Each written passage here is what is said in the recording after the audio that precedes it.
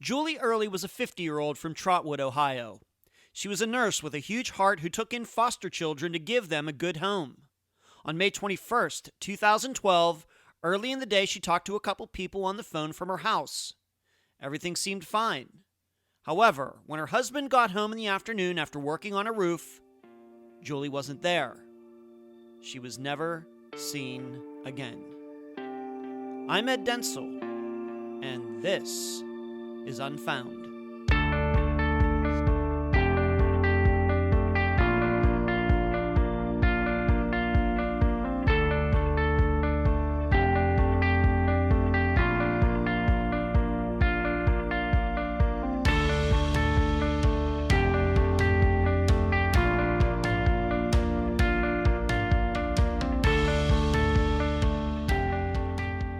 One of my favorite topics about human nature is the observation that we are capable of some of the most beautiful things in the world, and some of the worst. Humans are the only animal in which some devote their entire lives to helping other animals. Zoologists, veterinarians, dog groomers. On the other hand, we're also the only animal that inflicts pain for fun. The Nazis, the Romans, Nickelback. You know what I mean. This is a factor of our big brains and how we desire the world to be. Some people believe to improve the world, you personally have to be good first. Others believe the world would improve if they could just control everyone else's behavior. This dynamic has played out since the earliest history, and each side has had its wins and losses. But these opposing views also happen at the personal level. Some people believe you bring out the best in others by giving them love and respect by choice. Other people believe they're entitled to love and respect just because they exist. So they take. The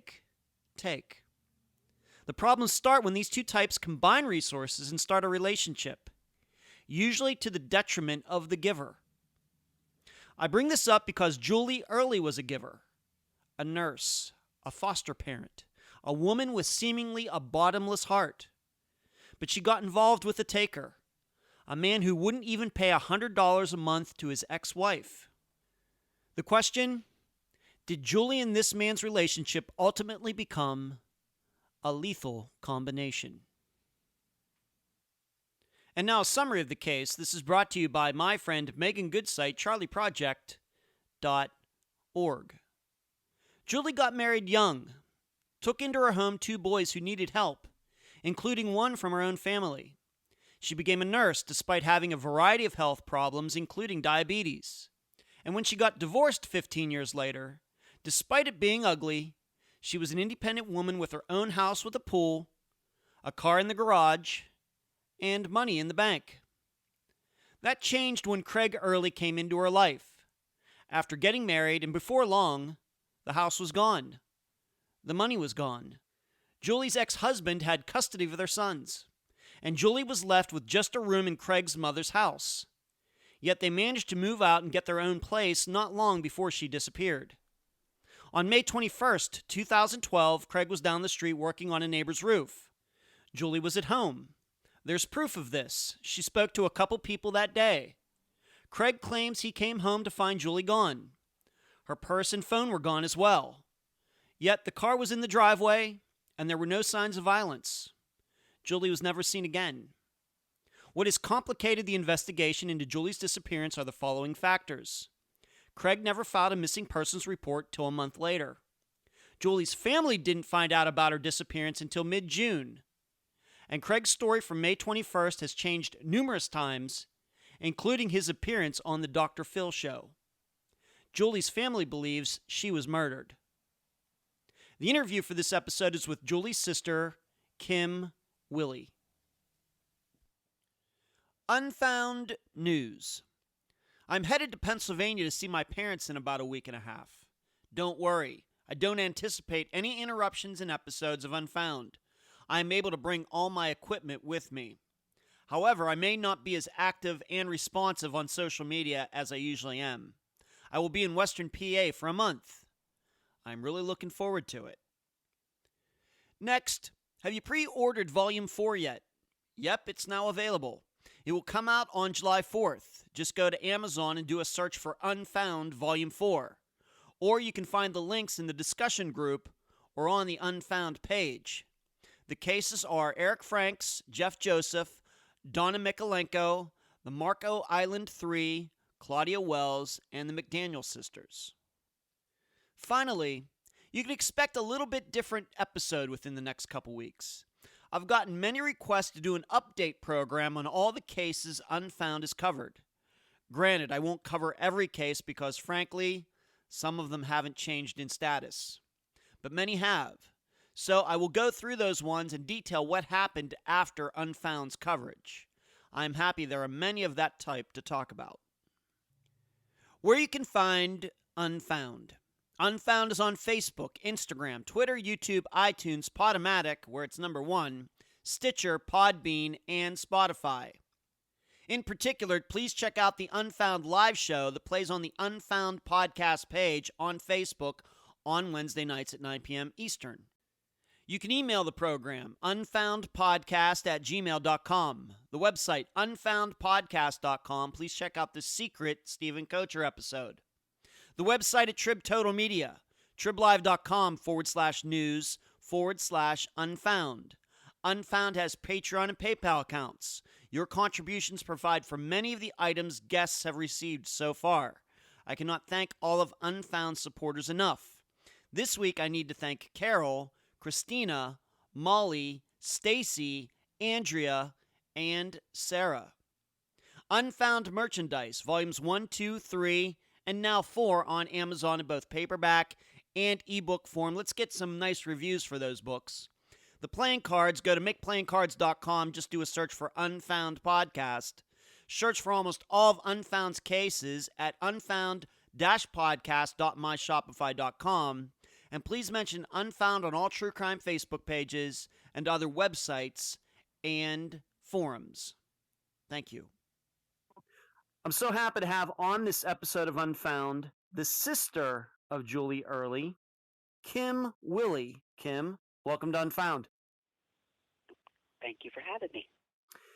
Let's start here. She was your sister. How many siblings do you and Julie have? We were a family of 3. I'm the oldest. The next year was my brother Kenny, and the next year was my sister Julie, and then that was it. There's 3 of us, just 3 right in a row. 3 right in a row. Okay, so you were 2 years older than Julie then? Yes, 2.5. Okay. How did you all get along? Did you and your sister Julie growing up share the same interests, and how did your brother fit all into that? Well, not really. Okay. We shared a room, and we, especially as young kids, played together, all 3 of us really. Both my parents worked full-time in factories. We spent a lot of time with the grandparents. Julie and I were real different. She was a lot like my mother, and I was, I guess, kind of more like my dad. Kenny was kind of in the middle. So we didn't see eye to eye on a lot of things, but we loved each other, and that's what matters. Sure. And 2 years apart, so maybe 2 grades apart, like if you would have been in 11th grade, she was in 9th grade, something like that? Yeah, I was. When I graduated, she was in, well, actually, Kenny and Julie both graduated the same year. They would have been in 10th grade because Kenny got held back a year. Okay. We went to Covington, which is a little small town, about 3,000 people, lived there our whole life. My parents were both from Bradford, the next little town over, and then we moved to Covington. I think I was in 2nd grade, so Julie went to Covington all 12 years. Her and Kenny both went to the joint school for their last 2 years of school. Julie took horticulture, and I think Kenny took auto mechanics or something. And so when I think she worked at a garden center for a while when she first got out of school. And then she got married when she was probably about 21 the first time. Very young. Very young. I got married at 18, already out of the house. And so her and Kenny were at home by themselves, just them 2 for a while. Then she got married to Stephen Budd from Piqua, a large Catholic family, and they were married, I think, about 15 to 17 years, I believe. Wow. How did they meet? Would they meet in school or just neighbors or? Well, he was from Piqua, the next town over, and I think they just mutual friends introduced them. They got married like within about a year. Julie at that time was working at a Even Flow as a baby manufacturer. That's where my mom had worked at the time, and my grandmother and my aunts. Anyway, a lot of family worked there. So Huh. she worked there probably about 10 years, and then they started sending a lot of business down to, or moved it out to Mexico, and she got a deal where she could get retrained, and she went back to school and became an LPN, which is something she always wanted to do. So, Well, that certainly sounds like a step up from the factory. I mean, nurses, right, LPN can make pretty good right, money. It's a good job. right. Yes, she had a, Good for and her. she loved it. Good. She had become, she was diabetic, type 1 diabetes she got when she was 11. So she had a heart for all that and for kids. And she worked in nursing homes for a while, but mostly she worked with in home health care for kids with disabilities. And she actually, Steve and her became foster parents because they couldn't have kids. She had a couple miscarriages, Mm. early miscarriages, and just they couldn't have any kids. So they both became foster parents, and I think they ended up being foster parents for maybe 5 years. They had like several big sibling groups, and they actually ended up adopting one boy that they had pretty early on as a foster child, and it was kind of an open adoption, and that was Stephen. And he had fetal alcohol syndrome, ADHD, a lot of behavioral issues. Hmm. But that was their only child for a while, so they had a lot of time for that. And she worked as a nurse, so she had a lot of understanding with that kind of stuff. And Steve grew up with a large family, so it worked out pretty good for a while. And what kind of parent would you say Julie was? Uh, Very loving. Mm-hmm. Probably pretty stricter than Steve, I would imagine. Hmm. She liked things clean, and she liked things done a certain way. So I mean, I think she tried to do everything perfect with him because she wanted the kid for so long. I think she really tried, but she also understood that he had issues, and I think she let a lot of it roll off her back too, because if you push too hard, it just made it worse sometimes. So they Mm-hmm. had him for probably about 3 years, 3 or 4 years, adopted, and still had some other foster kids when a distant cousin of ours ended up getting pregnant and couldn't keep the child, and asked Julie and Steve if they would like to adopt him. So that's how they ended up with Skylar then. It's actually like a third cousin. And Hmm. he also had ADHD, some other alcohol. I think he was Asperger's. A lot of problems again. Not quite as severe as Steven, but he very quiet, and he fit in pretty good. So she got him at like 8 weeks. So she had him. I think Stevie was like 18 months old when they got him. So she had them both pretty young. Wow. So they ended Wow. up being foster parents, and I think it was a lot of stress with all the kids, and Steve and her kind of just grew apart because of all the stress of the foster kids, really, and the adopted kids. It was just a whole change in their world. Ended up getting divorced, and You said they were married for how long? 15 to 17 years, did you say? right. I'd say about 15 or 17 years, and the boys were probably 6 and 8 when they got divorced, I would guess. Oh. Yeah, and there was a big, ugly divorce battle. It was kind of an abusive, controlling marriage, and I think by the time it was all over, I don't know, people just, if you go through something like that and you've just taken it and taken it and taken it, that sometimes you end up going a little 180 the other degrees, and you just can't take anymore. And she got a little mean, and she fought back, and it wasn't always in her best interest. She ended up, they had shared custody for a while, then she ended up losing custody, spent How did she end up losing custody? What Because happened there? mouth, she would get aggravated with Steve about stuff, and Steve would fight with her every time she would drop the kids off. It was an argument, and they ended up dropping the kids off like in front of the police station. It just got really, really nasty. I think there was just a lot of anger on both sides, and they took it out on each other, and the kids suffered. So Okay. she spent lots and lots of money trying to get custody, and ended up, I think, because she just was so distressed and hadn't healed from the divorce, that she became her own worst enemy. And I think they felt that Steve was the more stable parent, even though she actually did like 90% of the child care from day one. So What year did they get divorced, and then what year did she lose custody? I mean, how it was like it took them about a year and a half, I think, to get divorced. And so that whole time they shared custody. And then after they got divorced, I think it was maybe a year after that that Hmm. she lost custody. So this been maybe like what 2005 or 2000? Thinking here, I got divorced in 2005, probably 2008, maybe. Okay. I'm just So guessing. all right. So about 4 years before she disappeared, Right. and that probably had to be very difficult for her. Mm-hmm. I mean, I'm sure you were talking to her, and it was tough. Yep. It was the worst thing that she ever went through in her life. She, like I said, couldn't have any kids. These kids were her world. I mean, and when she lost custody, she just fell apart.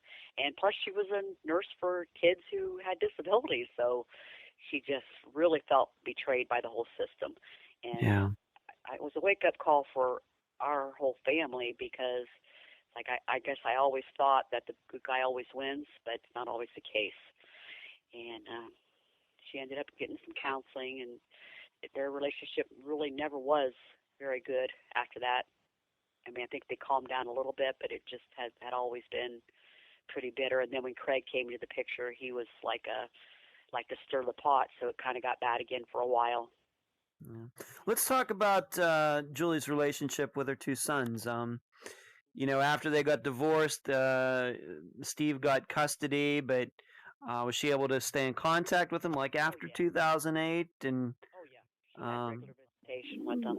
okay, She had them every other weekend, and I think like a day overnight during the week, and then she had them for like a month in the summer over the Christmas holiday, just standard visitation. And she, that was what her world rotated around.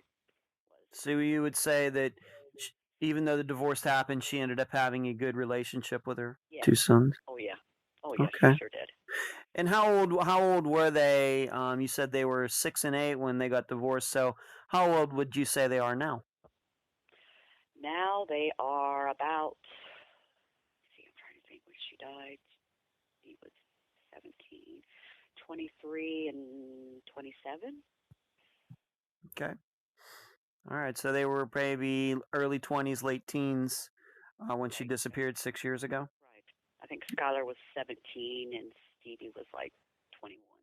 Okay. Yeah, when they, yeah, Okay. still living with both still living with Steve, and kind of going back and forth more that they since they were older between the two of them, until um, Craig came in the picture, and then that was kind of another issue. All right. We're going to talk about Craig here in a Okay. moment, but I think the listeners need to understand one more thing here, and you already mentioned it. Julie suffered from some health issues. You already mentioned that she was diagnosed with type 1 diabetes when she was 11 years old, but she had some other health issues that affected her as she became an adult. Right, right.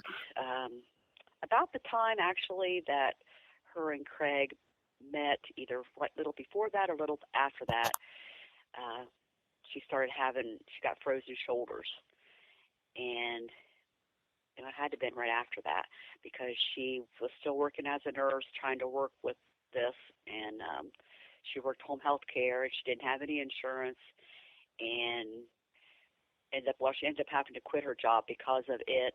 And then she lost her insurance, didn't have any Medicaid. She was going to a free clinic, to get help.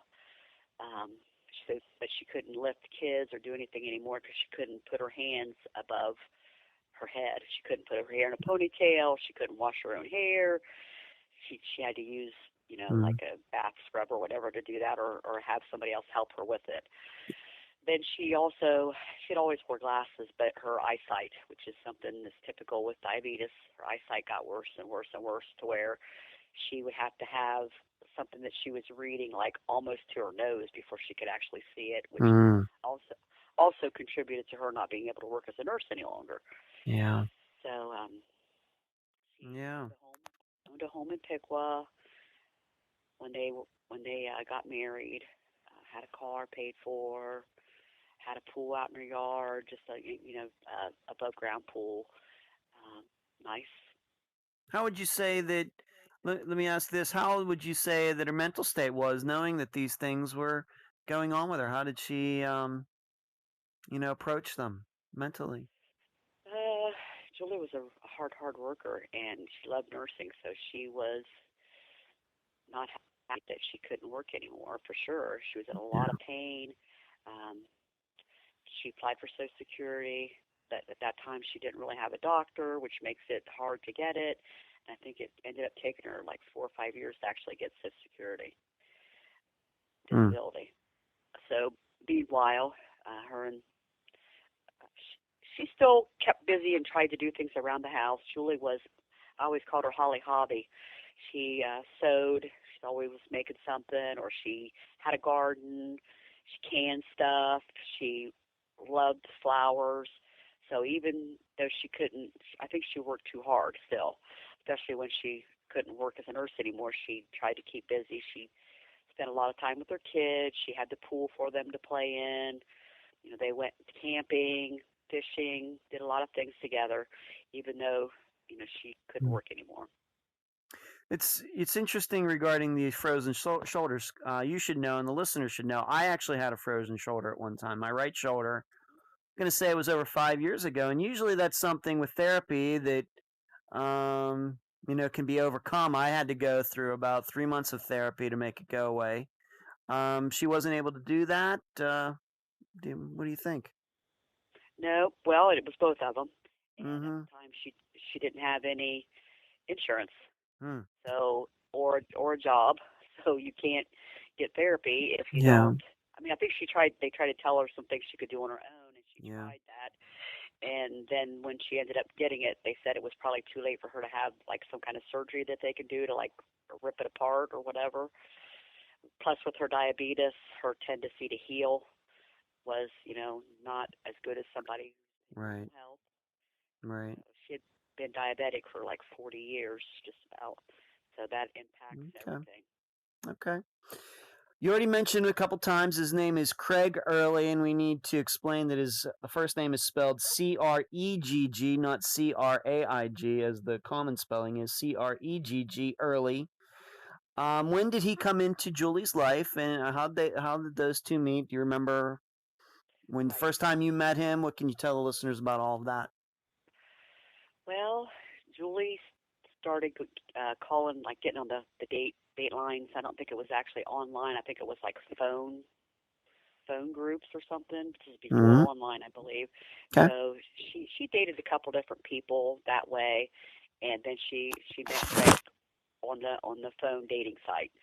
Um, First time I met him, I I wasn't real. I mean, I tried not to be judgmental. He's not very good looking at all. He was real short, which is not everything. I know that, but he was very braggadocious, very all about him, knows everything, and that didn't impress me much.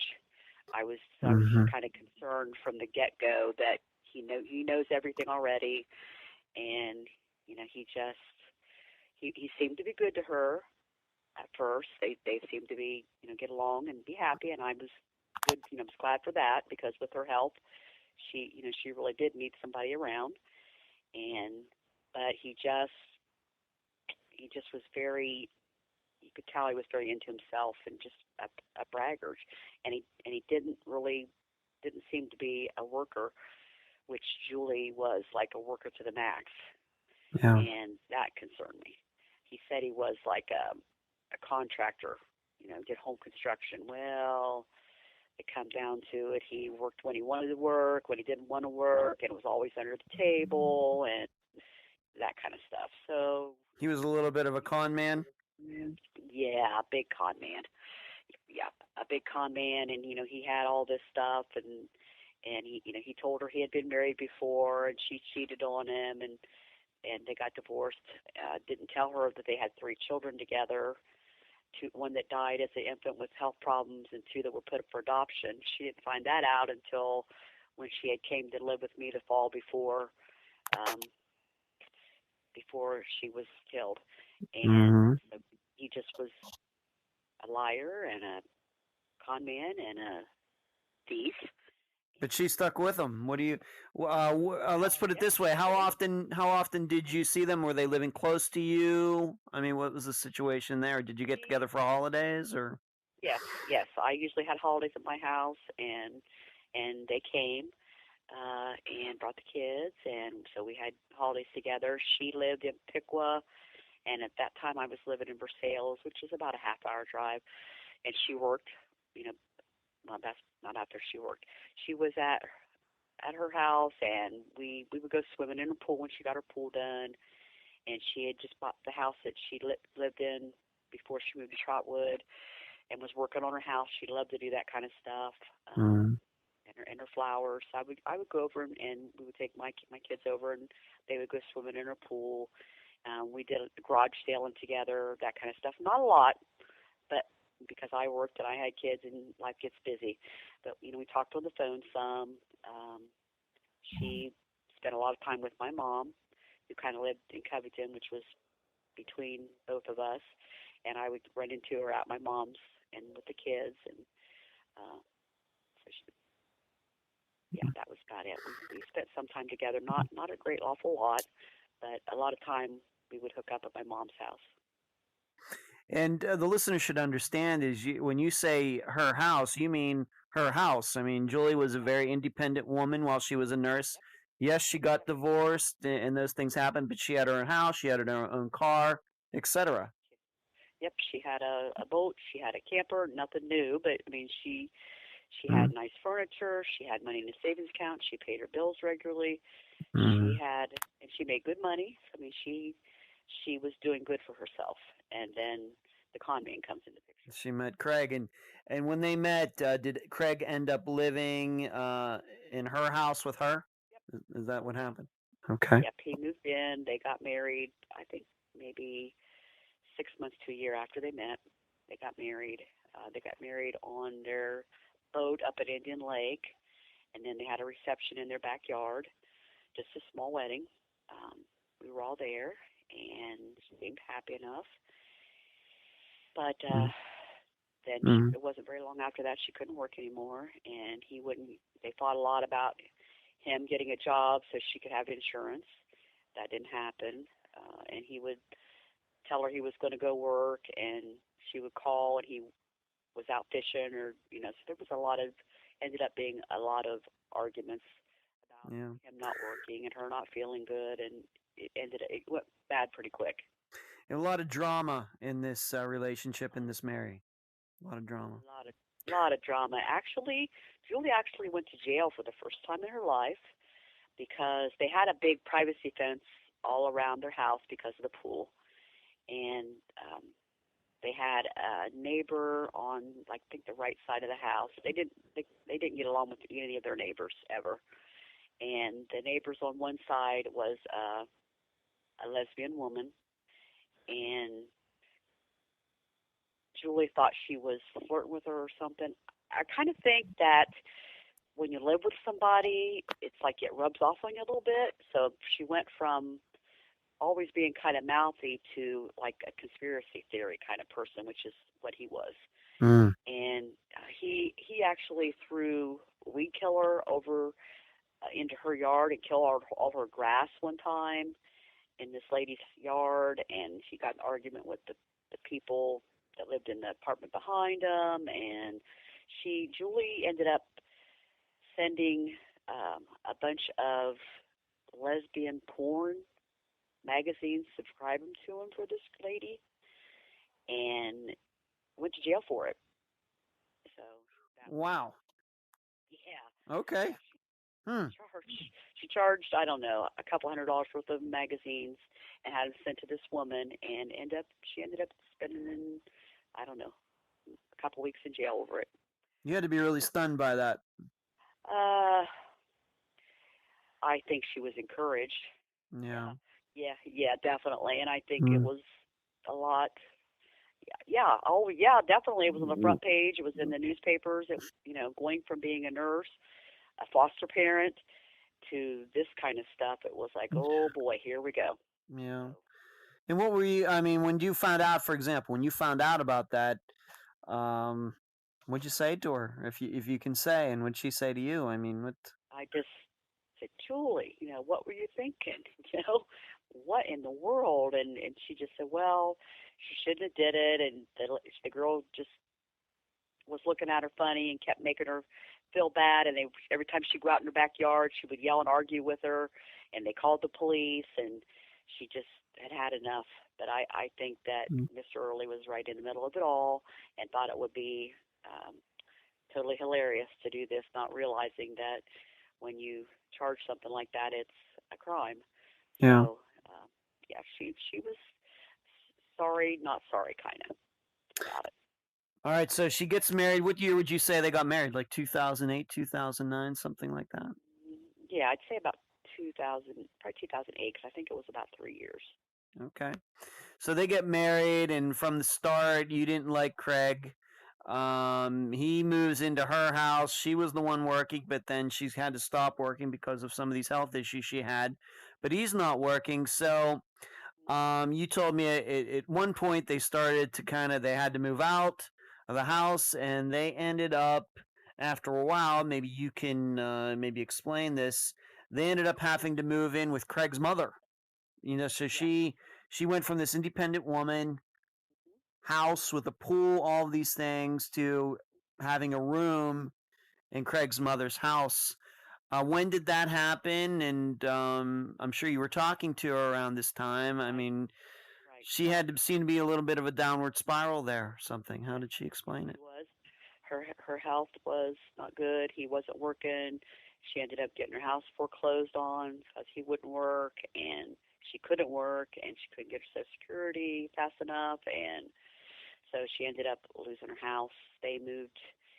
His mom lives about an hour away to the west of Dayton, Germantown area, and she had like a garage attached to the back of their house that they had made into a room for Craig at some point. That you had to go out of it to come in the back door of their house. You couldn't like go from their room into their house. So her and Craig's two big old dogs all lived in this one big room, like a garage. And so it's what she had to do. I mean, Hmm. she couldn't work. Obviously, couldn't work. She was waiting for Social Security. He wouldn't work, or it was work, just enough to get him by. So there really wasn't any other choice. She could have probably went and stayed with my mom, but Craig kind of wasn't welcome there either. He just wasn't nice. He just wasn't nice to anybody, and my mom was having health problems off and on, so it just wasn't a good situation. And what year do you think this was then that they finally moved in? It wasn't like right after they got married, but it took a little time, but it did happen. Right. Probably, I would say mid 2010. Probably about a year Okay. before, 6 months to a year before she disappeared. Well, it had to be a year before she disappeared. They moved into Okay. the house. Now, you did tell me about one specific incident that maybe this was a culmination of many the incidents that happened in that house between Craig, his mother, and Julie. But actually, Julie and Craig's mother got in a fight. Why don't you explain maybe what happened there? Because it ended up that Julie ended up moving out. But what was Right. that incident that she had this fight with his mother? Right. They had they just knocked heads from day one. Him and Julia and his mother didn't get along at all. She had to go, like I said, out of the house and into their back door to use the restroom, and Julie was real uh, poo-pooey about herself. She fixed her hair. She had to look nice. That's just how she was. So went into the house, and she always curled her hair every single day. She went in to curl her hair, and when she picked a curling iron up, someone had cut the cord off of it. So she was not happy. So she went and took the curling iron in and started yelling at Craig's mom about the curling iron. And of course, she didn't know nothing about it, obviously, but she really did, more than likely. Who else was going to cut cord off a curling iron in your own bathroom? Hmm. So anyway, they got into had words and were arguing, and she started chasing Julie, and Julie tried to get out the door. It's like had a regular door and a screen door. Well, with her frozen shoulders and trying to get out the door, her foot got caught, and his mother kept slamming the screen door over and over on her foot to the point where it almost was broken. And she finally got away and went up by the mailbox in front of their house and got her phone and called the ambulance to come get her and take her to the hospital. So she went to the hospital, and when she got to the hospital, she called me, and I was like probably an hour away, and I went and got my sister-in-law, and we went down to the hospital, and they had a counselor come in and talk to her about the situation, and her foot wasn't broken, but it was all swollen, and she had to have a crutch, and they wrapped it, and That could be dangerous for someone with diabetes, of course.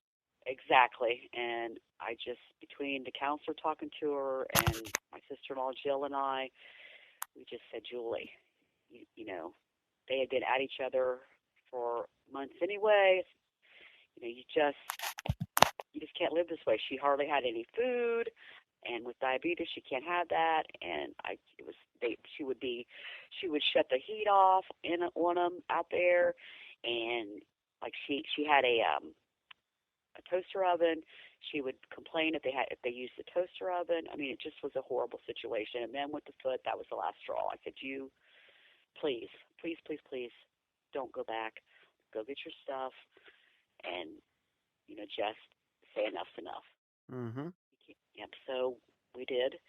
We went back to the house, and she, I think I took her home that night. The next day, She came to live with you. right. She came to Versailles with me, which is about an hour and a half north of where they were, and probably not too long after we got there, the calls started, and it was Craig, and he called, and he called, and he threatened her, and we finally ended up calling the police because he called so much that we were trying to file phone harassment against him because he wouldn't leave her alone. He called the Dark County Sheriff's Department, which is the county that I lived in at that time, and told him that I was holding Julie against her will, and the Sheriff's Department called me and had to talk to her about that. And so after that, we called the Versailles Police Department and had the police officer come down there to my house. And the next time that he called, the policeman answered the phone. He got in a big argument with the police officer and said he was going to come down there and have it out with the police officer. And then finally we just shut her phone off and shut my phone off, and I had a big picture window in the front of my house, and she was so scared. She sit back in the corner, was concerned that he would drive by and shoot through the house. And Did you think that was possible too? yes. He just was acting like a raving lunatic. I mean, he just was, because she left, and a lot of it probably was because that's he knew she was going to get Social Security. Plus, it was a control thing, and he wasn't going to have that she's leaving. So finally, she did get away from him. He eventually did leave her alone. She did tell me when we went and got we were trying to get a protection order in Dark County against him because of all the phone calls and harassment. So, as part of her statement, which I hadn't known about before, this was in 1st of September, end of August, 1st of September, over Labor Day. So 2011. Right. Okay. We went to the Dark County Sheriff's Office, and she had to fill out her paper about the protection order, why she needed it. She said that on her 50th birthday, which was July the 20th of that year, 2011, that they had a cookout and a bonfire behind his parents' house, kind of for Julie's birthday. And he got really, really drunk, and Julie just wanted to go in the house, and somehow he got her in the car and took her out driving around out in the country. She said it was like several hours. She didn't know where she was. He was, drunk. She always carried like a big tote bag with like snacks in it and her medication, stuff for if she had low sugar, all kinds of stuff. Her purse, she just always carried this big tote bag with her. And she said they were going down country roads where she didn't know where she was. It was like 2, 3 o'clock in the morning, and he kept getting in her tote bag and throwing stuff out the window and telling her to go get it. And so she said she got out of the car and was like walking in the ditches because she thought he was going to run over her, and picking up her stuff. And then finally she got back in the car, and he said he would take her home, and he told her that he could just kill her and put her someplace where nobody'd ever find her, and that's what he told her on her birthday. And this was before she had the fight with the mother. This is before she ended up living with you, and of course that then explains when she got to you that why she had this fear. She wouldn't. You had told me she wouldn't sleep by this window at night, even though there was a couch or maybe a bed there. You were personally fearful that he might, come and do something. I mean, during that time, did he drive by? Did he come by that you ever saw or anything? No, and I lived on a little cul-de-sac, which was a good thing. So he did know where I was, but no, I didn't see him around there. And the police told him that they saw him come in town. It was, a small town. That, he would be told to leave. So no, he didn't come back. He didn't come up there as far as I know. Okay. He did show up at the courthouse for her hearing for protection order, and he cried and told her he would never hurt her and yada yada. And it was his mom came, and it was just some friend of his, and it was just a big joke. Ended up that they didn't give her a protection order because he was clear in Germantown, and she was, which is like about an hour and a half away, and they didn't feel like it was a threat because she was so far away then. So she didn't get her protection order. Huh. So he put on quite a show there. He put on quite a show. Quite a ruse, making the crying and everything. Okay. Yeah. Did you not tell me though? He also set up. I don't know in the timeline where this happened. He set up some sort of ruse where he used. Craig has a brother's wife, so he could see Julie somehow. When did that happen? How did that happen? Right. Well, she lived with me from probably the first part of September up until towards the end of October. Julie had to talk to the sister-in-law. They were really, really close. And so she talked to her quite often. And I think for the whole time that Julie was gone, Craig was working on the sister-in-law to get her in contact with him because he couldn't really contact her at my house. So eventually it worked, and she came to take Julie out to lunch or something, and Craig was there. Wow. So yeah, it didn't go over too well with me. I was very, very, very upset. So did he give her like a sob story? What went on that day? Yeah. Oh yeah. I mean, because I think part of why she left when she was murdered, or why she was going to leave, is because the whole thing was, well, you'll get to see the boys, and you can't spend time with them there, and because she would still go to my mom's and see him, but she couldn't really see him as much as she was used to.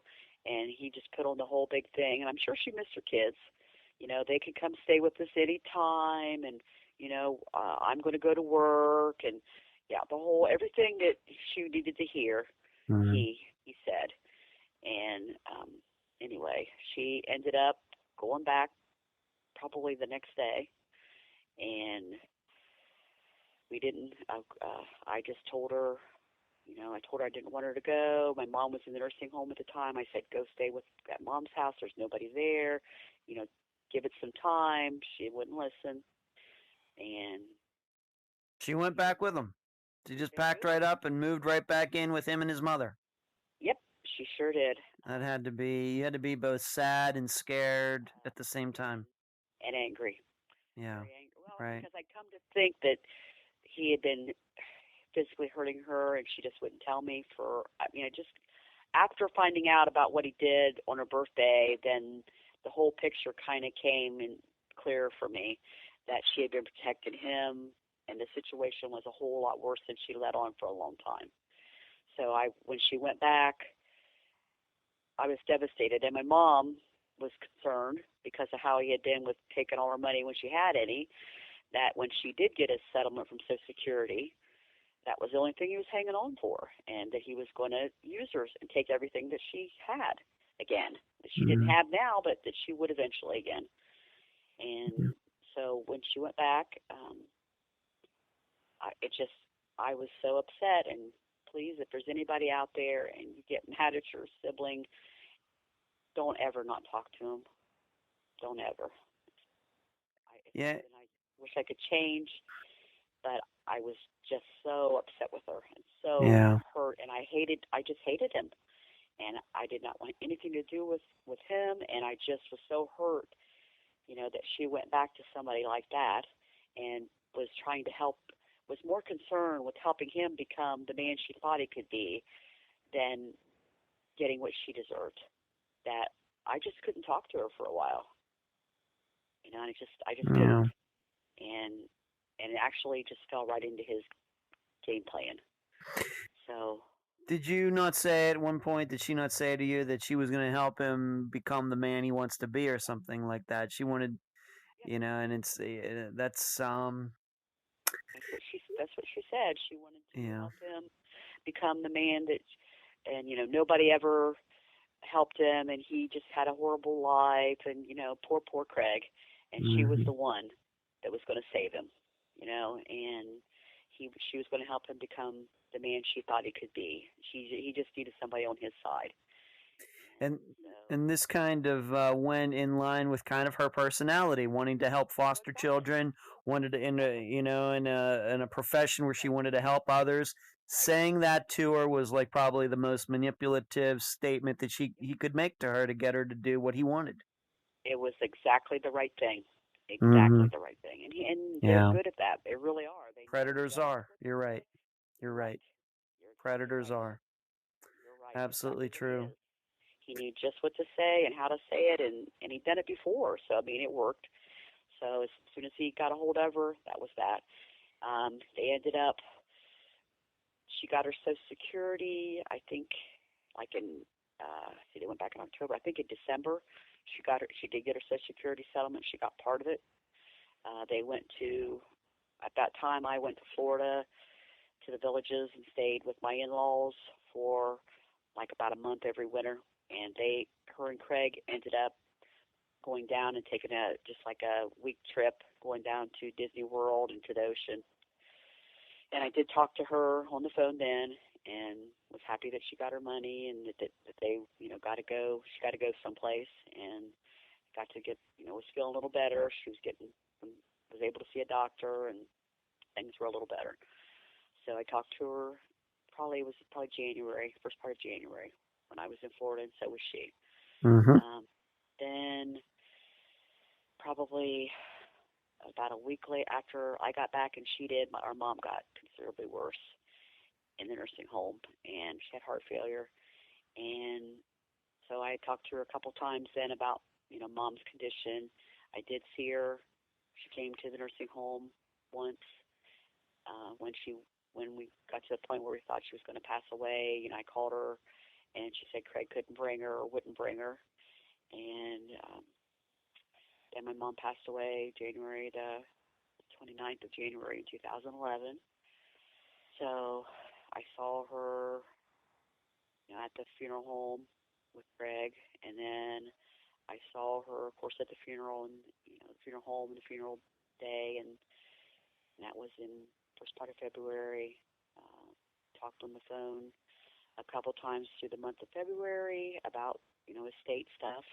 Sure. And then I saw her maybe the first week of March at my mom's home, where we went to go through, like jewelry and clothes and stuff, divide stuff up. Did the topic of Craig come up? Yeah, he wasn't allowed in the house. She came, but he wasn't allowed in there. But did you and she talk about him? Uh, some, but not a lot. Okay. Basically, things weren't real well, real good between us, and I think she would have lied to me anyway. Okay. And so we just kind of, most of the memories of my mom is what we discussed, and my sister-in-law was there, and a couple of my daughters, and just going through things, and so it was just kind of a sad memories of, just talking about my mom and losing mom, and we didn't really talk a whole lot about him except for he wasn't allowed in the house. And then that's the last time I saw her alive. My brother, she came down. Kenny and I picked a few things up. She, of course, Craig was behind her, and they wanted everything, which my mom didn't have a lot anyway. But we just told her, get a U-Haul, 2 weeks, come get it, and they basically came and took everything else out of the house. And he ended up selling it all at flea markets after she died. So, but oh well. They came and got everything, and that's the last time my brother saw her alive. That was like mid to the end of March. When was the last time you spoke to her before she disappeared? At my mom's house, going through the jewelry, first part of March. Wow. Last time I talked to her. So, and she disappeared in May. Yep. So that was like 2 months, let's say. We just didn't talk, and that goes back to what you were talking about, just being angry and sad and disappointed and everything, that she went back with Craig. Okay. Right. Yep. Okay. So what do we know? What is on the record? We know that this is highly suspect, but on that day that she disappeared, and let's just go through that again, that was May 21st, 2012. What's officially the story? What is the story that, let's say, that Craig told the police or for that day? Right. She's still listed as a missing endangered person. Mm-hmm. Julie had bought another house from some guy that Craig knew, like on land contract or something, in Trotwood, in a little ranch-style housing development. Very, just a small little house. Needed a lot of work, and he did that kind of stuff. So he did work on the house, and she was there, but she didn't know anybody. Couldn't drive. Very isolated. He was working on somebody's roof. The story that I was told, at a neighbor's, like behind their house, a couple houses down, working on a roof. And Julie didn't feel good that day. Okay. She just was kind of watching TV and laying in bed. Well, he wanted to go out and play cards or do something when he got done working for the day, and she didn't feel like going. So his story, and there's been several, and I don't know if I remember them all. One of them was there usually are multiple stories in cases such as this, but right. yes. Yeah. Right. He came home at lunch, and she wasn't feel good. He didn't want to go to the friends, and he wanted to go have a couple beers, whatever. So he said he came home and checked on her, and he left. And when he came back, she was gone. Her phone was gone, her purse was gone, she was gone. No car. The car was still there. Both cars. They had 2 cars. Mm-hmm. The cars were still there. He said the alarm was still set, because he had like a house alarm. The alarm was set, but she was gone. That was one of the first stories. The second story was he came back home, and they got into an argument, and apparently the sister-in-law, she had talked to the sister-in-law that day, and they couldn't keep money in a bank account because he had a bunch of liens against them for, like, he would go work on somebody's house, but he did take the money and didn't finish it. So he had a lot of those kind of things where he couldn't have a bank account because they were taking his money. He also owed like a couple $1,000 to his ex-wife that he was supposed to pay $100 a month, and that's why he wouldn't go to work, because they would garnish his wages. So he still had that. He went to jail several times over that. He still didn't pay it. And it was only like $100 a month or something. $100 a month. And he wouldn't pay it. and he wouldn't pay it. Okay. Yeah, it's worth going to jail over several times. Not. Mm. But anyway, where was I at? They were Just a variety of stories. Just has a variety of stories for right, what happened right, that day. right. And I realize the listeners have to understand that once again, not only did you not talk to her since March of that year, but you didn't even find out about her disappearance for a while either. Right. No, it was a month. The It's a sister-in-law month. talked to her the day she disappeared and said that Julie wasn't feeling good, but she was really upset because they kept their money in like a little home safe in their house, and she had she said she had like $6,000. Like a couple weeks before that, she had gotten $5,000 from my mom's estate, and she had like $1,000 left for one of her first installments for her Social Security. Hmm. And when she went in to get in there, there was only like $1,500 left in Oh there my. of the money had disappeared. And she talked to the sister-in-law and said she had changed her to where she wasn't getting a check for Social Security at the house anymore. She was getting it on a card, so he couldn't get into her money anymore. So she was real upset about that, and she wanted to have the boys come over. And I guess Stephen and him had gotten a fight the weekend before when he was there. He didn't want to have Stevie come over for Memorial Day weekend, so he told her that the kids couldn't come. So they got into a fight about that, he said, an argument about that, and he left, and when he came back, she was gone. She was And then gone. another story was she was talking to somebody online and met somebody and Took off with that guy. right. So that was like the Yeah. three top versions. Okay. What time during the day was that conversation that Julie had with the sister-in-law? We should just maybe explain to that again. That is Craig's brother, who I'm understanding seems to be a better guy than Craig is. Um, Craig's brother's wife is the sister-in-law. All right. Right. And What they what lived in time? Sydney. What time of the day do you think that was?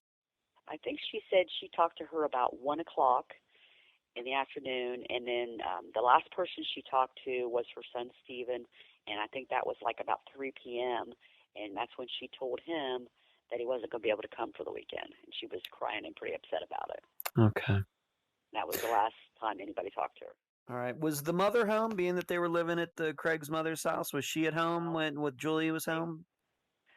they at this time had moved to their house in Trotwood, so they weren't living with her anymore. Oh, they weren't living with her anymore. No, Okay, so it was just the two of them. they lived in their other house about a month. Okay.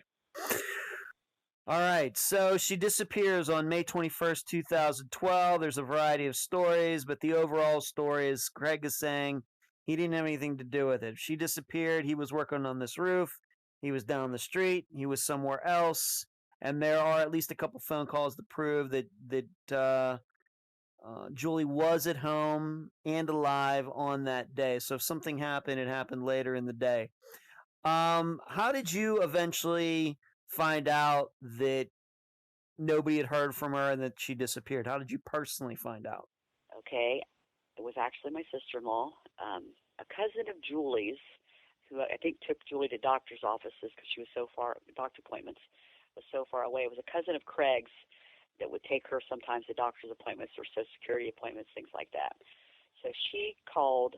She got a phone call from the Social Security office. She must have been on Julie's list and said that she hadn't showed up for her Social Security appointment. Hmm. So the cousin called my sister-in-law and said, "Hey, do you guys know where Julie is? Because the Social Security office called me and said that she missed her Social Security appointment, which she waited, 4 or 5 years to get, which wouldn't happen." And I called Craig's mom, and she said that Craig said she left about a month ago. And that was the first we heard of it. And that was like June the 19th, almost a month Wow. later. So I knew right then. I just had a gut feeling right then and there that something was up. Julie had left him maybe 3 times in their marriage, twice to stay with my mom, maybe for a weekend. My mom had passed away in January, so that wasn't a possibility. And then she had lived with me for the 2 months the fall before. She was so isolated. She didn't have any friends anymore. She didn't have contact with really anybody except for kind of online. She wasn't with the sister-in-law. We checked with that. She hadn't talked to her for about a month. Um, Hmm. so we knew something was really. And plus, he when she left before, and he called over and over and over. I mean, I just can't imagine that if she left, he wasn't going to be calling. I was the only place she could have went, and Yeah. he never called once. So that was just totally the opposite. Yeah, and So then we have that. to remind the listeners that when she went and lived with you the year before in August, Hmm. that he was calling all the time to the point where you had to just shut your phones off and you Right. tried to get the police involved. This time when she leaves allegedly, that time you didn't get one call from him in that entire month after. Nope. Not one phone call to me. Not one phone call to my brother and sister-in-law. Not a phone call to the sister-in-law. Not one phone call to anybody. I'm wondering during that month, being that, of course, I know that it sounds to me at least a little bit that you two were estranged. I think for very good reasons, being that you knew that, I know you've already said you look back at it now and maybe would have handled things differently, but I think a lot of people also could understand your situation at the time. Yes. Um, the sister-in-law, was she trying to contact? Did she not have any interaction with Julie? Was she not concerned that she hadn't heard from her for a month? Or have you ever Well, talked to her about that? I I don't recall if I kind of think maybe she said she had tried to call a couple times and didn't get an answer, left a message or something. But I Hmm. guess it's like they talked. Sometimes they talked a lot. Sometimes they didn't. Okay. So it wasn't didn't really bother her too much. I think she was starting to get kind of concerned. Okay. So she didn't have an occasion to like go over to their house, or the No, brother never went they over lived. to Craig's house and say, "Hey, where's Julie? Not here." No, they lived like about an hour and a half north, too. Okay. And the sister-in-law and the mother-in-law did not get along at all, so she wouldn't have talked to her. So Yeah. no. Okay. So really, what got this all started into the investigation was the Social Security hearing that she missed. Now we should say that Craig never filed a missing persons report No, during that month, ever. no. We went to the police station. My brother, my sister-in-law, and I the next day down in Trotwood, and they said that he had called a couple weeks after she left and reported her missing, but didn't actually make it. They didn't actually make an official report Hmm. because he said she left all the time. So he acted, just kind of called, but they kind of blew it off, acted like it wasn't a big deal. So they didn't even make an official report. He did go the day after we went and talked to him and did finally file an official report, which was on June the 21st. So almost like an exactly a month later, from May 21st to June 21st, Right. you were the person who finally filed the report, even though you hadn't even seen her or talked to her since Well, March. we couldn't. We went to the police Oh, station okay. on June Okay. the 20th, but because he was married to her, he had to be the one to Okay. actually file the report. So he did that the next day. But we got the ball rolling on June the 20th and went in and told our side of the story, that Mm. she was ill, and that's when we found out, you know, that I guess they talked to him, and they said something about the police report a couple weeks before, or when he had called the police a couple weeks before, but said that she left all the time, act like it wasn't a big deal. She So left he all the called. time, even though she had was Every going day. blind and couldn't drive a Right. car. Right. Okay. Right. Okay. And it wasn't true because she, like I said, 3 times in 3 years she left, and it was 2 times with my mom, once with me. When being that did you happen to run into Craig at any time during this at the No, police station or anything? no, No. no, no. We did not. Mm. They went the next day, and then I think we went down. Probably the next week, we went down and talked to the police then, and I think they went in and did a search of the house, and we talked to the news people at that time at the police station about her being missing. And then all of a sudden, he decides to go and make flyers and put flyers out after about 6 weeks, Mm. after she's missing, and gets on the TV and cries and says, you know, he didn't know where she was and if she could please come home and yada yada. So Okay. yeah, At what point let's put it this way. Once the police did find out, what did they do? Did they ping the phone? Did they go over to the house? Did Craig let them in? What do you believe the police did? I mean, being that it's been a month, that's a long time. Yep, What exactly. what happened? What the police do?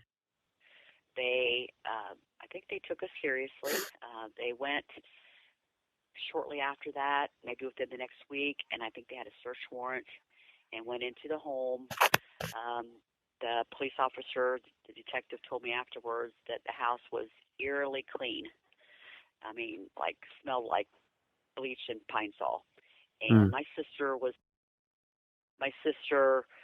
messy clean. I mean, she just had stuff, lots of stuff stacked over here, papers, and she just wasn't. Yeah, it wouldn't have been like she normally had things. So they said she didn't. The toothbrush was gone, her purse was gone, her phone was gone. Everything else in the house was there. And to know my sister, the couple other times she left, she had everything she owned packed in her car before she left because she was so afraid he would sell all her stuff. That's just Mm. how she was.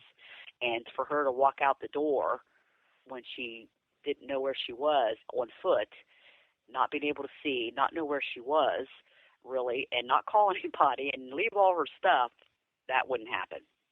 No way.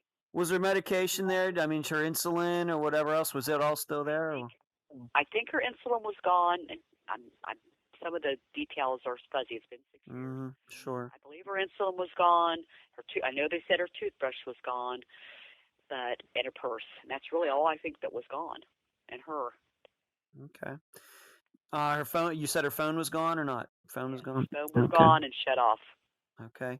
Did they were they able to get any cell phone records to maybe ping where it might have last been or any phone calls or At any? her house. They said it was at her house. They did take the computer.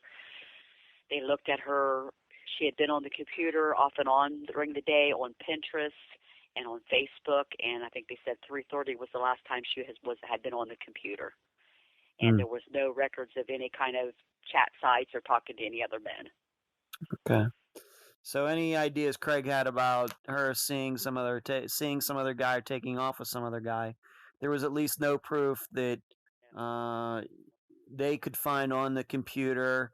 And surely, if Craig thought that, seeming the kind of guy I think he is, he probably would have trotted out the information just to prove it. Right, Right, exactly. the kind of the guy is, the kind of guy he is. Now they did, though, on the other hand, take a look at Craig's phone too. What did the police find out about Craig's phone? They said that, I think they said from like 4 o'clock to maybe 7 o'clock his phone was shut off. So they couldn't get anything from it On at that all day, May on 21st, that day, 2012. which is when they're thinking this happened, from Okay. about that time. Right. Phone was shut off. They did tell me, and then when he turned it on, he called two of his friends. They did talk to the two friends, and they did ping the two friends' phone, but they couldn't see any connection to where they were like together or the two were together or anything that made any sense. Okay. He did go spend the night with his mother after that. Hmm. Police said that the house was eerily clean, like strangely clean, maybe almost like a museum or something. But you did say that the police told you they did find some blood on the inside of the garage door. Right. Was that? Do you think that could have been seen by the naked eye, or what do you think? I don't think so, because the detective told me that they found just like a couple blood spatters. When we actually got a copy of the police report when we were on the Dr. Phil show, it said there were like, I don't know, between 15 and 25 blood splatters, but I don't think Mm. they were visible. I think they sprayed it and it Mm-hmm. showed up then, but there wasn't anything that they could get a sample of. They also, which we didn't know, said they had cadaver dogs in there and that cadaver dogs hit twice, but they couldn't prove anything. Okay. They did search the cars and the trunks, didn't find anything.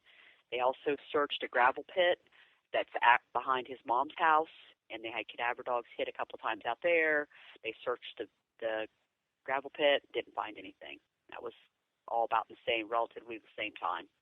Hmm. So, like you said, the cars were searched. So we have maybe some blood splatter, and we don't even know if it was from that day. There's no way to tell. Right. Of May 21st, 2012. We don't know. Maybe Craig was doing something in the garage. And was it proven to be Julie's blood? No, they couldn't get enough to get Oh sample. my. Okay. Right. So could Dents on the door, but he said that was from another time, and yeah. right. Okay, so it could have been Julie's blood. It could have been Craig's blood. It could have been the former homeowner's blood. We don't know. Right. No. Anything's possible. And when, like you said, his cars were checked. I mean, if you'd think there'd be something on the garage door, you'd think there'd be something in the cars, but nothing was found in the cars. No, and I think when you got a month Yeah. to get rid of evidence, you apparently could do a pretty good job if your life's hanging in the balance. Okay.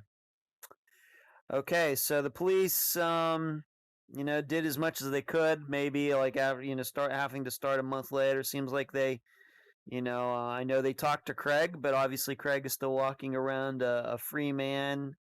Right. But I'm guessing that the police believe he's a pretty good suspect in this. Oh, the detective, Mhm. told me, but they just did not have any physical evidence. They were hoping to find her body at some point. Has not happened, which of course he said would not happen. Yeah. And but even that wasn't enough.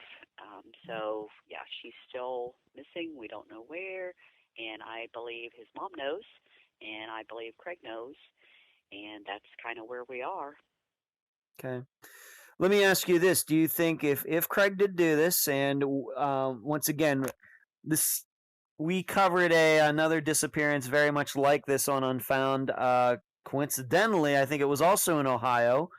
Rosemary Rapp, who disappeared under similar circumstances with her husband of many years, telling a few different stories, very much like Craig did. But do you believe that if we're to believe that Craig did something in this case and that Julie didn't run off with another man or just take off, maybe, her health had her down and she just walked off or something?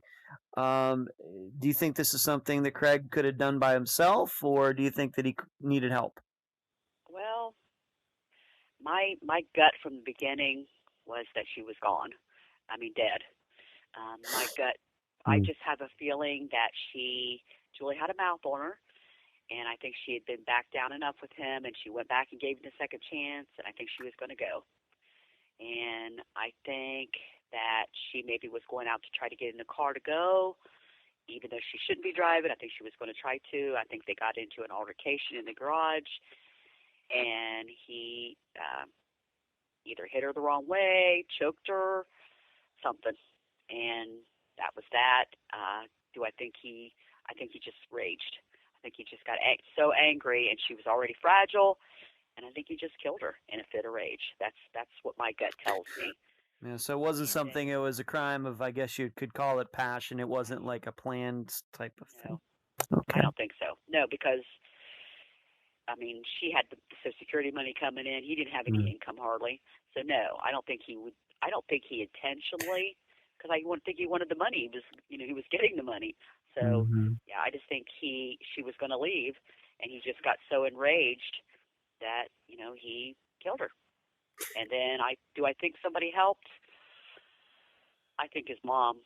I think his mom knows all about it. I guess what I mean about assistance is that do you think it would be capable? He could, if he did do something to Julie, carry her, put her in a car, put her body in a car, take it somewhere, or is he strong enough to do that, or would he have needed somebody else's help to carry her? What do you think? Julie, he wasn't a real big guy, but he's a guy. Julie was probably 130 pounds, 5'4", probably could be lifted easily. So I don't think he would have. I don't think he would have to have any help. Mm-hmm. Do I think somebody probably came in and helped him clean, like his mom? Yeah, I think so. Do I think that she probably helped him morally after it was done and helped him cover up? Yeah, I think she did. Okay. And let's be clear, the police did talk to Craig, kind of talk to him, interrogate him, and I guess that whatever story he told, even though he's told multiple stories, The police at this point in 2018 have not been able to pin anything on him. Not even circumstantial evidence, I guess. No, not enough. Oh. He refused to take a lie detector test. They didn't believe in him. Mm-hmm. Like I said, he pretty much had a month to destroy any evidence there was. I know that the police have told us that they they check her Social Security. None of her money's been touched. They check pharmacies all over the country. She's never filled a prescription, so she's not out there. Okay.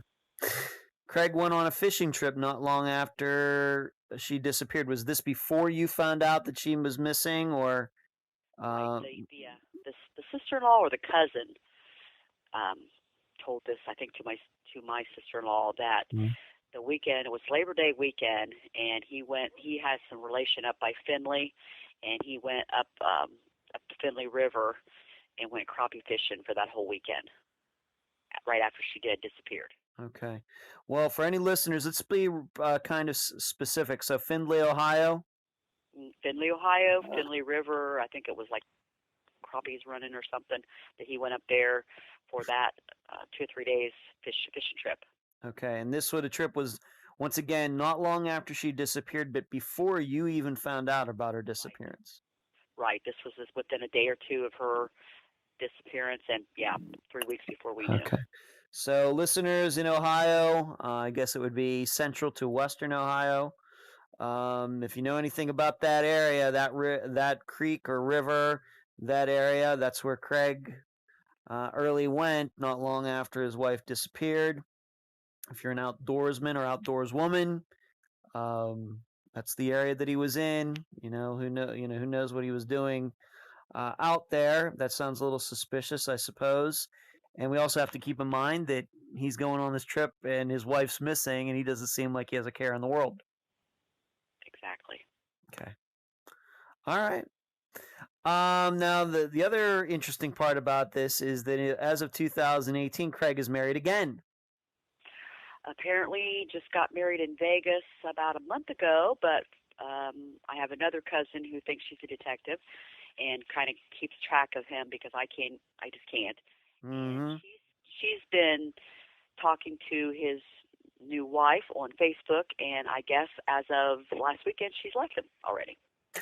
Is that right? Well, this is a new development that listeners, I'm hearing this for the first time. Right. So, okay.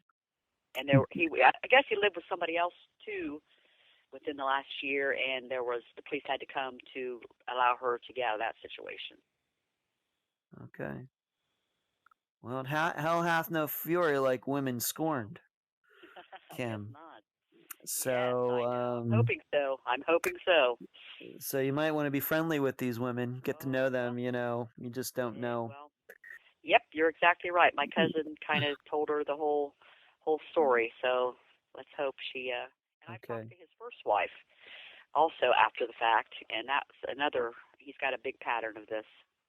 Yeah, he's an abuser. We're not. You've told me those stories, but we're not going to get into that. But this is just pattern behavior that he's had probably for decades. He's just the kind of guy that does this stuff. Exactly. Okay. Now, you were on the Dr. Phil show. He was on the Dr. Phil show. You were on the Dr. Phil show. Yes. You were on the Dr. Phil show together. Why don't you tell I think this is the first disappearance that I've done where somebody appeared on that show. Why don't you tell the listeners a little bit about that experience, being there, being in person with Craig there, and what you think of Dr. Phil? This was, I think, about 2 years ago. She'd been gone about 4 years when we went on there, and actually, my sister-in-law and I had a thing. There was a thing on Facebook about disappearances, and it was Dr. Phil, and I just filled it out and sent it in. Never in a million years thinking that anything would come from it. And like 2 days later, they were texting me, and that weekend I'm in California with my sister-in-law, and we filmed the show. And then he flew in like the day before. They contacted him. He said yes, he would go, but we had no contact. It was actually the first time I'd seen him since Julie was killed. and he was on the stage, and he wouldn't be on the stage with us, which is okay because I don't know what I would have done. So we were in the front row of the show, and he was on the stage, and then so it he was pretty. Dr. Phil was pretty short, blunt. He never came. His staff was fantastic, above and beyond. We filmed like a little episode the night before, did pictures and stuff. And then the next day they came and got us. We went to the studio. We went and got dressed, and then we went out. There were supposed to be two segments on this show. And we were going to stay and watch the second one. They came and got my sister-in-law and I. We went out and we talked to Dr. Phil up on the stage and said our part of what happened with Julie and how we thought, Craig had killed her and all that. And then we went and sat in the front row, and they brought Craig out. And he said his whole thing, and I'm prejudiced, but I think everybody in the audience and Dr. Phil was pretty aware that he was a bald-faced liar. And Dr. Phil got in his face pretty much, and kind of let him know. I thought he did good about that, but I mean, he didn't come and shake our hands when we got there. He didn't come in and say anything to us afterwards. He just didn't seem like he really give a crap. And then we were supposed to stay and watch the other show, and instead they just rushed us out of there. They told us afterwards, the people, that apparently he was pushing Craig so hard, and the managers or the stage manager or whatever made him stop. And Dr. Phil was upset because they wouldn't let him continue to push Craig. He was trying to get him to snap, and they made him stop. So that's why they said they hurried up and got us out of there. Yeah. So just to be clear, I was able to watch clips of it. I have to admit that I was not able to find the whole show. It's probably for copyright reasons, among other reasons. But just to be clear, that when you were on that show, the only time you ever spent with Dr. Phil was actually on the stage. You didn't talk to him before. You didn't talk to him after. He didn't say, just like you said, didn't shake your hand, nothing. Nope. He never, like you did, sent me a interview of what things we were going to talk about. Sure. Talk to me before, or I'm so sorry. Now his crew did, and they were great, but no, not one handshake, not one anything. Okay. Well, you'd be glad to know that the host of this show, that being myself, I tend to have a little bit better relations with my former guests that it sounds like Dr. Phil does. So I can assure you that that's not going to happen with me, Kim. That I'm always going to be very available to you. And just to be frank, I'm the missing persons expert. Dr. Phil isn't. So I hope that, I don't know how much, except for obviously gets a lot of publicity. Dr. Phil obviously has a lot of viewers, and it helps that way. But I don't know how many cases have actually been solved by people going on the program. I don't know, but I understand it's very good for you from a standpoint of exposing who you believe Craig is. It's very good when it comes to that. But I can guarantee you that you and I are going to know each other for a long time. And I like to correspond with all my listeners, or my guests and listeners too, and try to help them even after they've been on the program. So that was your experience. And so they wished you away. You and Craig didn't have any words or anything like that at that time? No. Okay. I'm amazed that they even got Craig to be on the program. How do you think they did that? Free trip. Get to stay in a hotel, go to California. There you go. Wow. Okay. So that's what I think it was. Okay. So I still think he thinks he can bowl through it all, and people will believe him because manipulators think they're that good. But it's true. He was good for Julie. I mean, it worked for her, but everybody else, we see it. Yeah. Yeah. Right. Well, you told the listeners first time you met him, you thought he was braggadocious and a big shot and everything, and pull the wool over people's eyes and everything, and so that continued right up through the Dr. Phil show. Yep, it sure did. And obviously it worked on this woman that he got married to in Las Vegas, but it seems that somebody got to her and she finally saw the light, luckily. Right. And I hope she continues to see the light, because I know how that goes too. Right. Right. And You I know, want to say I appreciate Dr. Phil for hmm the publicity and letting us be on. I really do. I know you do. Definitely wasn't what I thought it would be. Right. Well, the reason I wanted to make that clear is that I know that there are people who have, lost loved ones to disappearances who haven't been on Unfound yet. I know they listen to the program because some of them contact me, and I'm guessing that one point or another they may get a chance to be on Dr. Phil. And I just want to give them a little preview that, if you're going to be on Dr. Phil, don't expect a lot of one-on-one, No. attention. It's going to be very mechanical. It's very, they're going to do this, you're going to do this, you're going to go on there. Dr. Phil's going to talk to you for 10 minutes, and then that's it, or however long it is. Okay. That's about it. Okay. Two guys we haven't talked about are Julie's sons. I mean, how has this affected them since 2012? What do they think? Do you stay in contact with them, or how are they doing? Well, not good. They both, like I said, have a lot of issues, behavioral, emotionally. Mm. Skylar, kind of the younger one, who was our third cousin's child, has kind of hooked up with his uh, biological mother, so that's been a kind of a helpful thing. Okay. He's been he's actually lived on the street some.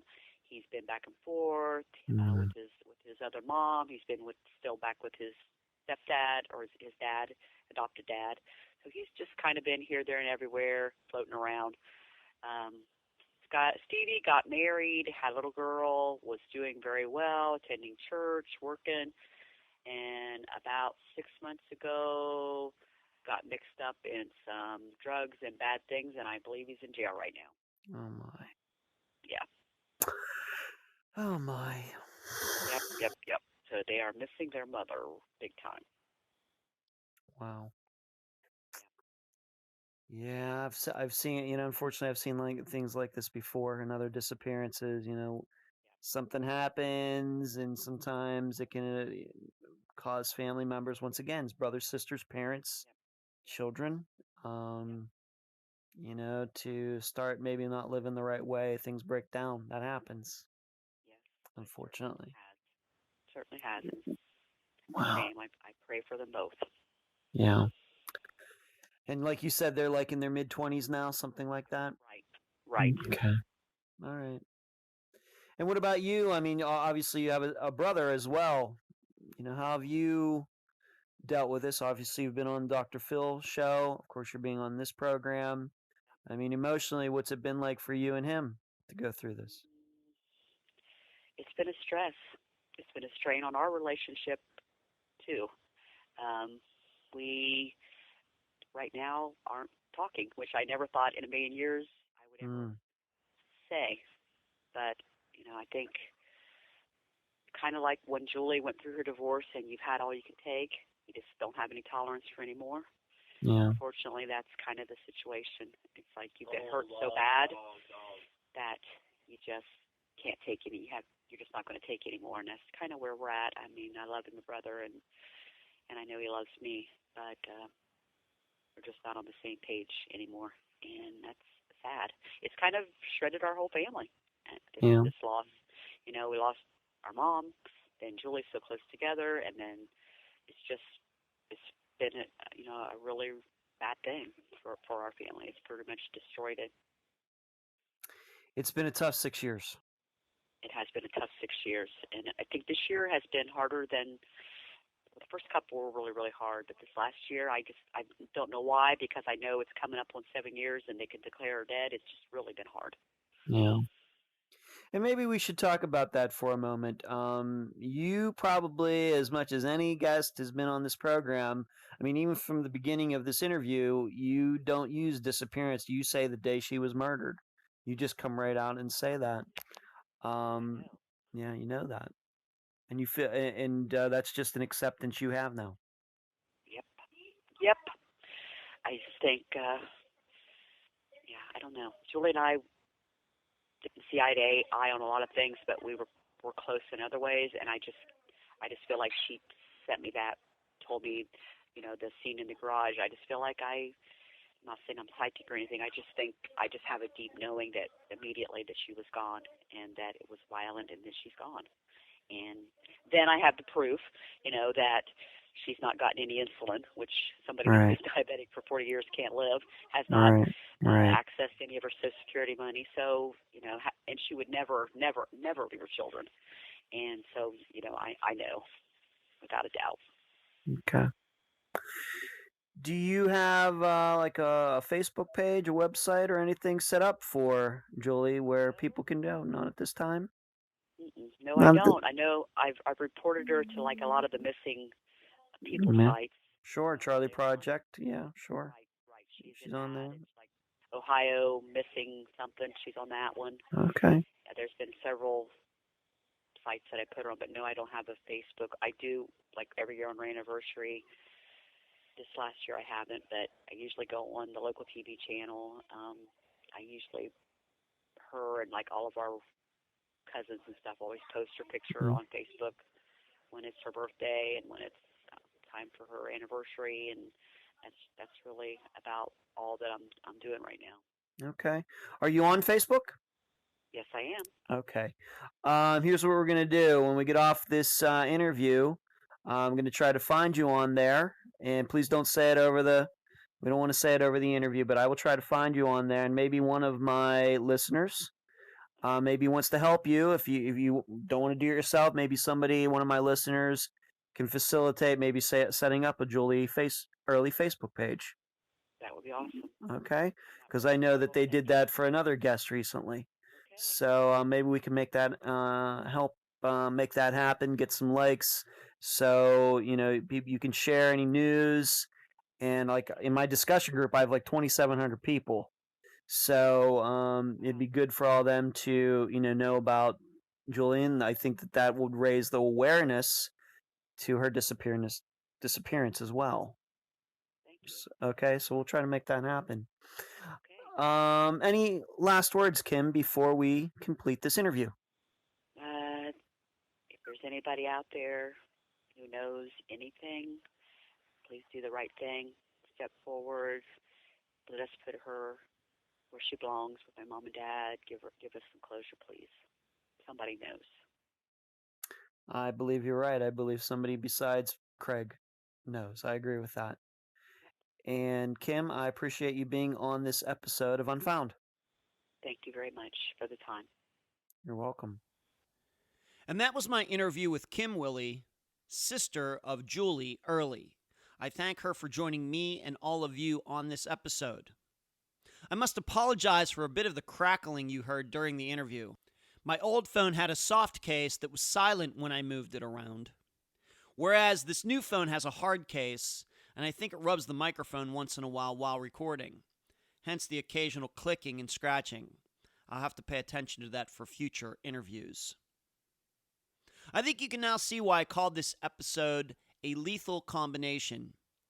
Probably if Craig and Julie had married different types of people, Julie needed someone more like herself, a giver. Probably Julie would still be here. And yes, Craig would still be a con man that he is, a taker, but he and a con woman probably would have made a healthier match, and he wouldn't be suspected in a disappearance. Yet Julie and Craig meeting back in 2008-2009 put them both on the path to what we are talking about today. On the Unfound live show this past Wednesday night, I compared Julie's disappearance to Rosemary Rapp's, a case we covered only a month ago. Coincidentally, Rosemary also vanished in Ohio. And like Rosemary's, it doesn't take Columbo to figure out that Craig Earley should be the prime suspect in Julie's disappearance. His appearance on Dr. Phil, if you watched it, certainly didn't help his cause. However, as a reporter, I continue to be open to new information that could turn me away from suspecting Craig. But I think Kim was really insightful when she said that every other time Julie would leave, Craig would be blowing up Kim's phone looking for Julie. But the days after Julie disappeared, nothing. For an entire month. I'll also add that as in Rosemary's case, where her daughter Stacy has a suspicion of where her mother is, Kim has an idea of where to look for Julie as well, if she can make it happen. In both interviews, I left those details out because we don't want to tip the suspects off. With that, I'll leave the rest of the theorizing up to you. And that's the program. If you found it informative, please go to the app that you use to listen to Unfound and give this podcast a great review. I thank you for listening. I'm Ed Dentzel, and you've been listening to Unfound.